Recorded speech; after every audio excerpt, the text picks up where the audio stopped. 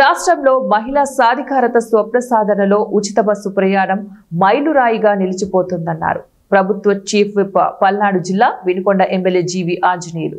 ప్రతి కుటుంబంలో ప్రయాణ ఛార్జీల రూపంలో నెలకు 2000 నుంచి 5000 రూపాయల వరకు ఆదా చేయనున్న స్త్రీ శక్తి పథకం రాష్ట్ర చరిత్రలోనే చిరస్థాయిగా నిలిచిపోతుందని స్పష్టం చేశారు.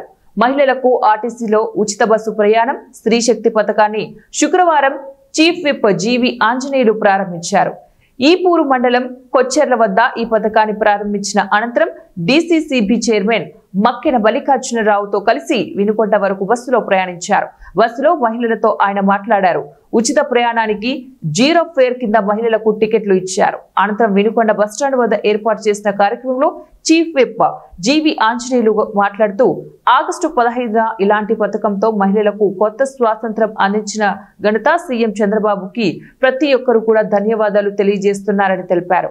స్త్రీ శక్తి అమలు ద్వారా ప్రభుత్వంపై ప్రతి నెల 162 కోట్ల చొప్పున ఏడాదికి 1942 కోట్లు అదనపు భారం పడుతుందని, అయినా ప్రభుత్వం మహిళా సాధికారత దిశగా ఆలోచించి పెద్ద అడుగు వేసిందన్నారు.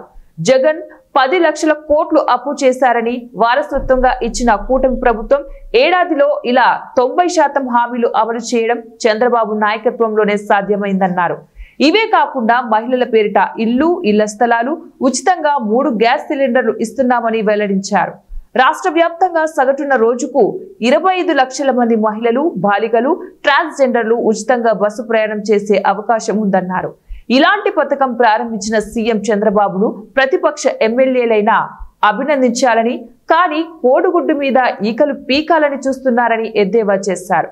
విమర్శలు చేస్తున్న వైసీపీ నాయకులు ఒకసారి ఆత్మ పరిశీలన చేసుకోవాలని, గత ప్రభుత్వంలో 4 సార్లు ఆర్టీసీ ఛార్జీలు పెంచారని, ఎందుకు పెంచారో సమాధానం చెప్పాలని అన్నారు.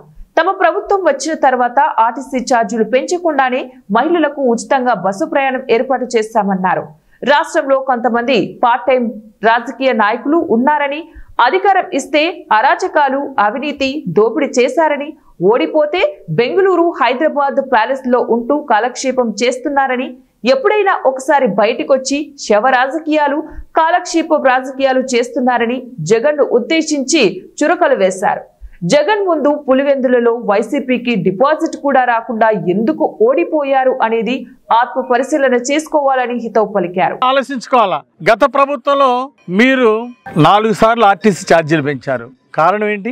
ఎందుకు పెంచారు? దానికి సమాధానం చెప్పండి. ఈ రోజు మా ప్రభుత్వం వచ్చినాక ఆర్టీసీ ఛార్జీలు పెంచకుండానే ఈరోజు ఉచితంగా మహిళలకి బస్సు ప్రయాణం ఏర్పాటు చేశాం. కాబట్టి ఇలాంటి మంచి కార్యక్రమాలను అభినందించండి.